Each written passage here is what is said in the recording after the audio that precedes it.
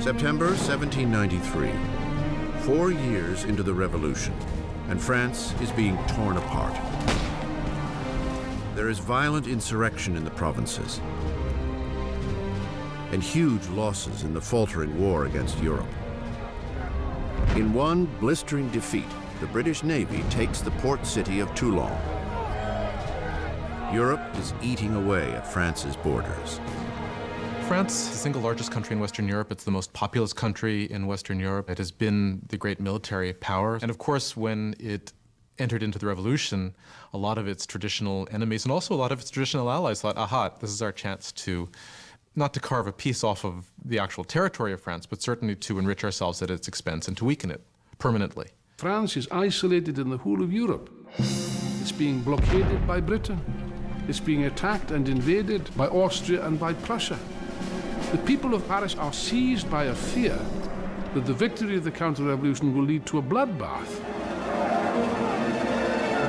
Danton and Robespierre, the star orators of the convention, realize that they must boldly strike out to save the revolution. They convince their colleagues to institute a menacing new form of martial law. It is time for all Frenchmen to enjoy sacred equality. It is time to impose this equality by signal acts of justice upon traitors and conspirators. Make terror the order of the day. Thus begins a new chapter in the revolution, a period of violent repression called the Terror. In a remarkable reversal, the revolutionaries suspend the new constitution and all the rights it was to guarantee. Police spies scatter throughout the country. Anyone suspected of counter-revolutionary activity is rounded up, quickly tried, and sent to the national razor.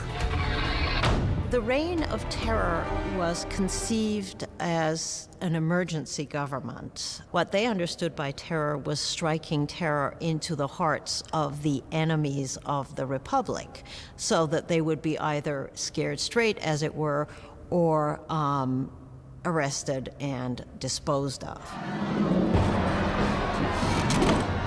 The slightest suspicion can send anyone to the scaffold. Politicians who say a kind word of the defunct monarchy. Anyone who uses the formal monsieur or madame instead of the new form of address, citizen.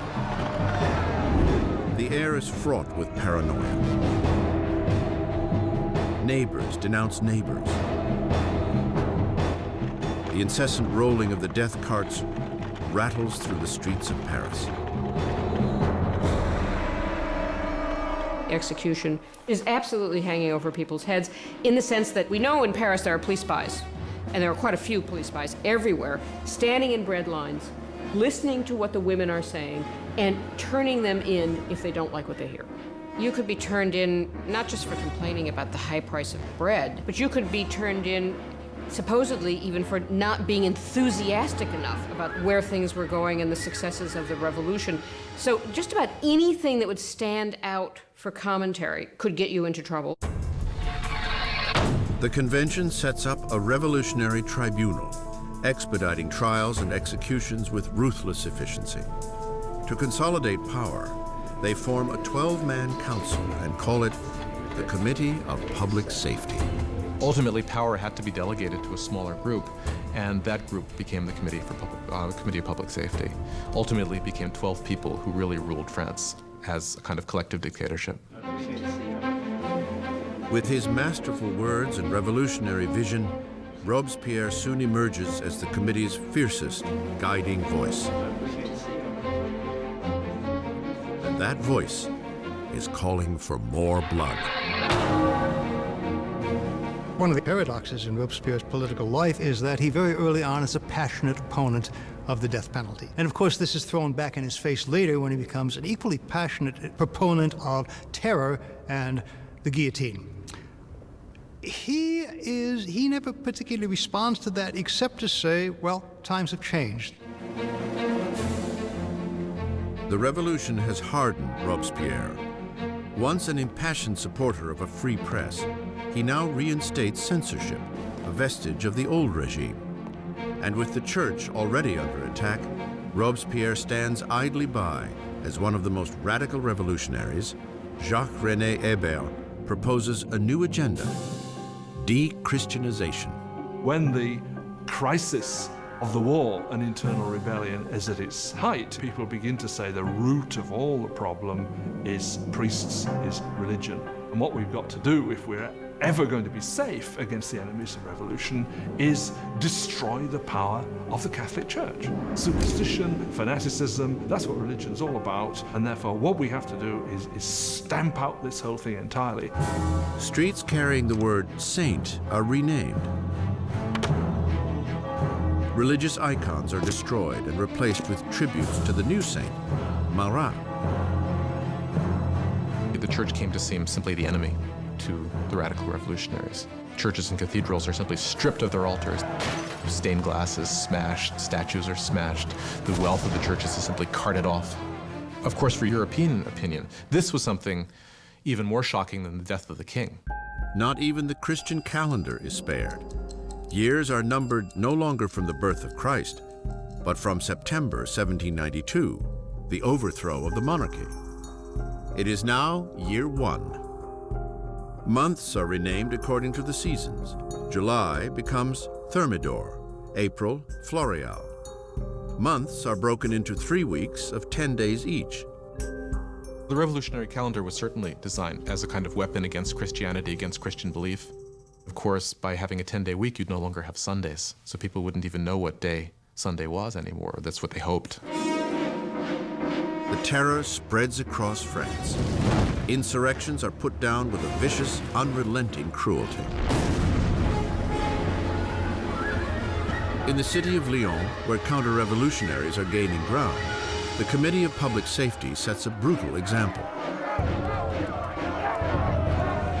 Hundreds of rebels are tied up, marched into fields, and mowed down en masse.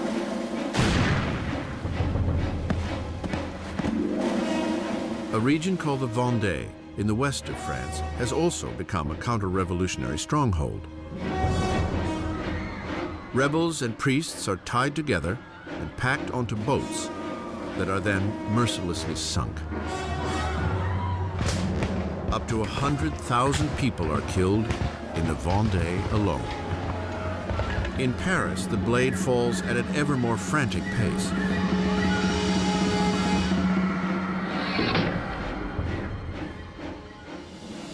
But the French armies are finally seeing victories on the frontier.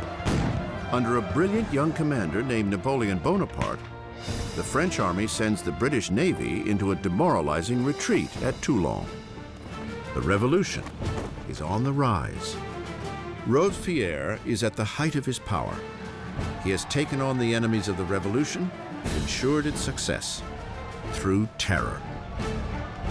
For a time, the terror was very effective as a means of getting the country together, getting the government together, and fighting what was, after all, a war on several fronts.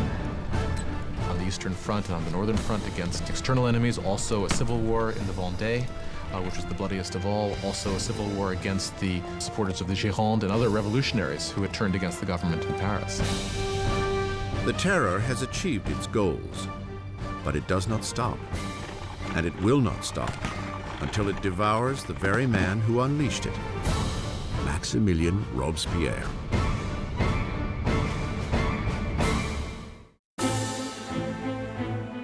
With the blood of the terror, Maximilien Robespierre has rescued the revolution. An invigorated army is repelling attacks at the border, and internal dissent has been all but quashed. At the height of his success, Robespierre dreams up a loftier goal yet: to use more terror to mold a new kind of society, a republic of virtue. By virtue, he means civic virtue. It's an active principle for Robespierre. For example, you cannot be a virtuous citizen by simply obeying the laws and keeping your head down.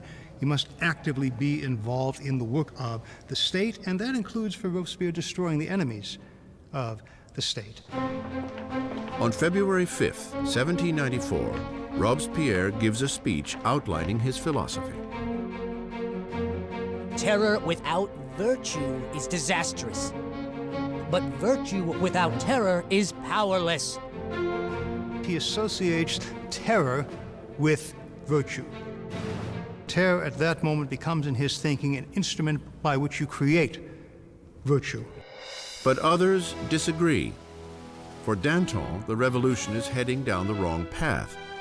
He and his followers, the Dantonists, believe it is time to bring the terror to a halt. It has served its purpose and is in danger of feeding the revolutionaries into their own fire. By the spring of 1794, things are beginning to go better. The food situation is no longer so bad, and the war effort is going better, and Danton is basically saying we need to get a new footing for the government. We need to move to a kind of normalization. Robespierre believes it's too soon.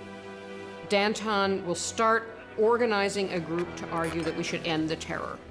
Robespierre will see this as a direct threat to the government. He will not see it as just a difference of opinion about the direction of policy. He will see it as potential treason. And in Robespierre's Republic of Virtue, there is only one response to treason. The Dantonists are rounded up and quickly sentenced to death. Robespierre has sent thousands to the scaffold, but is uneasy with the blood of execution. He will not attend the beheadings of his former friends and allies.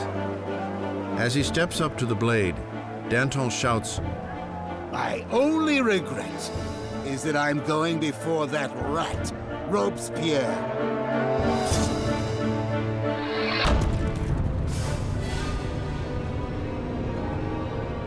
With the Dantonists out of the way, Robespierre launches France into an even bloodier, more horrifying period. The Great Terror.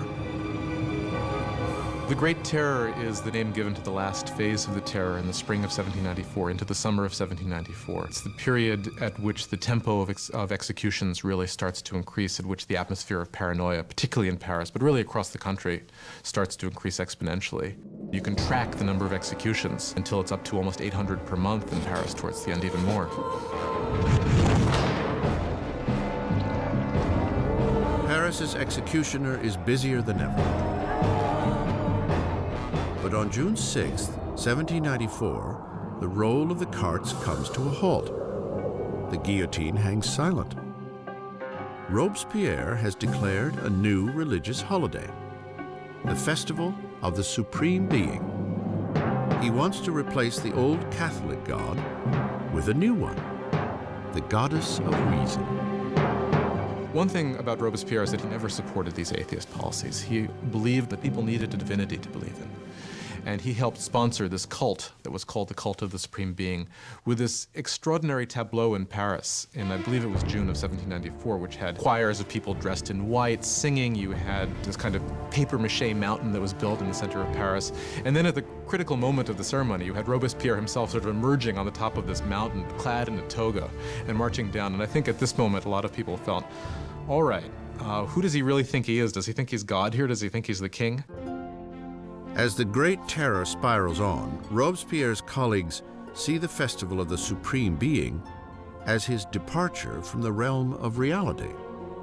There are those who think that Robespierre really has reached so extreme and so unreasonable a position that he can't turn back, that his fanaticism has somehow overtaken him, and there are those who think he's just gone nuts. Once again, Robespierre's suspicions turn to those closest at hand.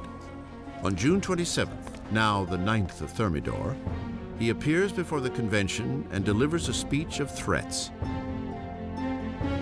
It is the last speech he will ever give. Robespierre makes a tactical error. He comes in and announces that he has a new list of enemies of the Republic, but he won't give the list. Therefore, everyone is afraid they might be on the list, and when he comes back the next day to give the list, he is arrested before he can speak. An unexpected chorus of voices shouts Robespierre down. He is stunned into silence. The deputies declare him an outlaw and immediately remove him from the convention.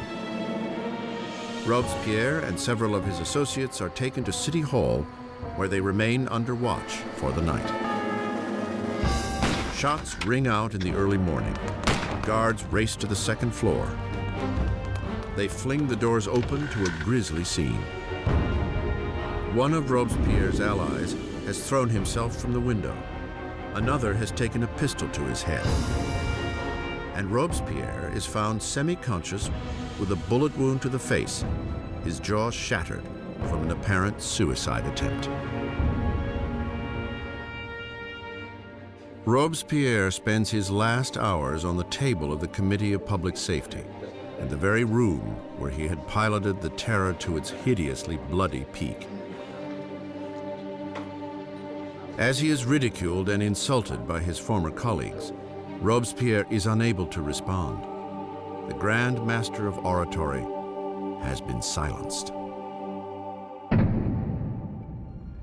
In the Conciergerie, where the last Queen of France had preceded him, Robespierre is prepared for the national razor. His cellmate, the revolutionary Saint-Just, points to a painting of the rights of man and declares, "At least we did that." Robespierre had spearheaded a revolution and changed the face of France. He had reordered society and engineered a bloody and tyrannical system to ensure its success. But he was destined to be one of its final victims. It turns out that there is a great deal of enthusiasm for ending the terror. Nobody can figure out how to do it.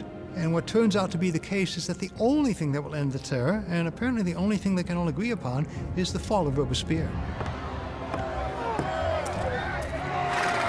On July 27, 1794, the guillotine comes down on the incorruptible. And the last blood of the terror is shed.